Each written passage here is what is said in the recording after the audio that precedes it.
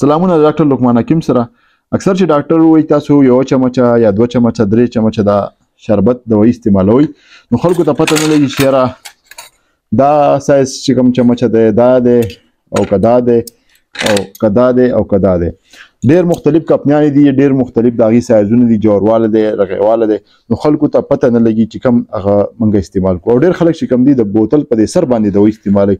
نو ډېرې بیماریانې داسې په هغې کې کلکولیټډ ډوز پکار دي. د کلکولیټډ ډوز مطلب دا دی چې ډاکټر ته کله وایي چې یو چمچ استعمالوه، نو د یو چمچ نه ډاکټر عموما زیاتتر د ټولو ډاکټرانو 15 ml مقصدي 15 ml کې هغه کلکولیټډ ډوز دي. که تاسو کومه هم شربت وګورئ تقریبا په دې باندې په هر هغه باندې لیکلي دا ګوره په دې لیکلي each 5 ml contain 160 ملي مطلب دا دی چې یو سل او 60 ملي ګرامه په 15 ml کې دا، یعنی په یو چمچه کې ده.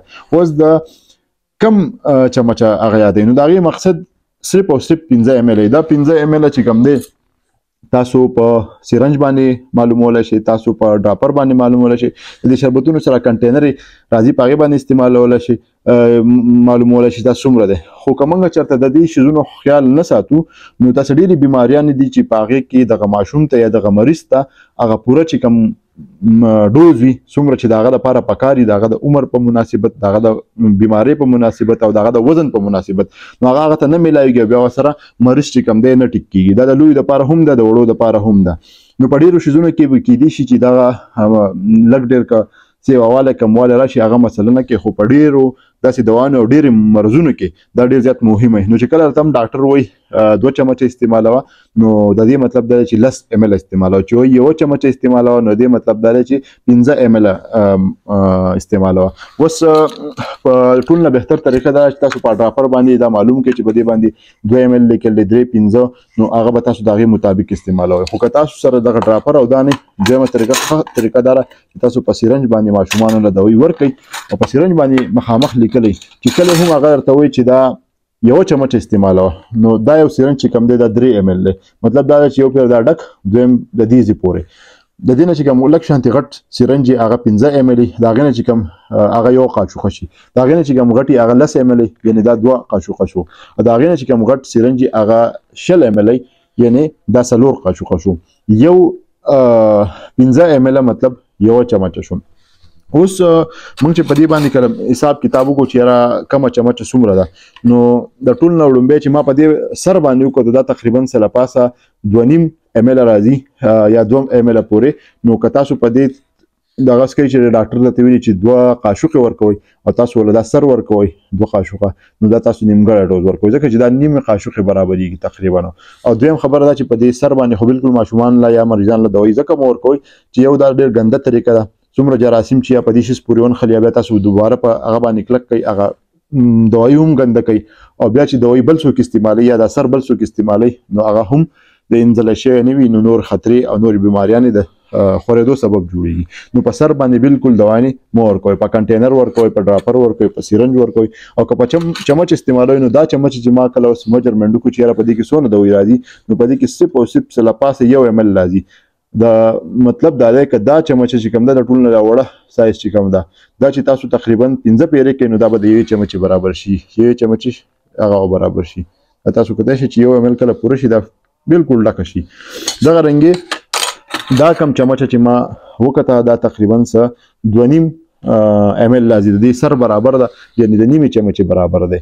نو که دا تاسو په دې چمچه باندې ماشوم له یا مریض له هغه ورکوئ، نو هغه به هم دا 2.5 ml چې ما ډکه کړه، نو دا تقریبا په دې نه ډکېږي، تاسو کتلی شئ. دغه رنګې دا چې کوم قاشوقه ده یا چمچه ده دا تقریبا 6.5 ml برابرېږي، یعنې دا د چمچې نه لږ شانتې سیوا سایز دی، خو دومره څوک ډکولی نه شي. دا چې ته بالکل داسې ډکه کې د سره پورې، دا تقریبا 6.5 ml جوړېږي.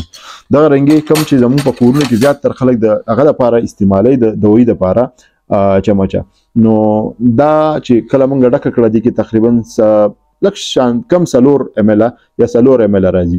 اوس په دې کې ډېر قسمونه دي، د چا به جوړوالی سیوای سایز به غټي یا به کمي، نو دا هم تاسو دوکه کولی شي. دا چې کوم چمچه ده دا چې موږ استعمال کړه دا غټه، نو دا تقریبا 19 یا 11 ml راځي، یعنی 2 قاشقونو لږ شان سیوا. نو لږ شان کم سیوا والا دومره مسله په ډېر بیماریانو کې نه کوي، خو په ډېر شیزونو کې دا ډېر زیات معنی لري، خاص کر چې ته یو دوايي د ډېر ټایم دپاره یا خاص کورس پوره کوې نو هغه کې دا ډېر زیاتې معنی لري.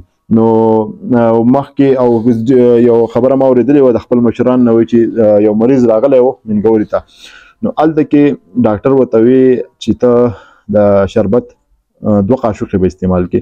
اوس هغه چې تللی دی واپس، نو د ټوخي شربت او د انګولي هغه غټه دغه چې سمسۍ چې په هغې کې راړولی دی هغه یو څکلی دی، وی چې دا څنګه ډاکټر و، دا خو ما چې 2 به سهار څښې، 2 ماښام او 2 ماسخوتن، او دا خو په دې یو کې هم پوره نه شو. او بیا هغه ښځه چې وه بېهوشه پرته وه نو اوده کړې وه.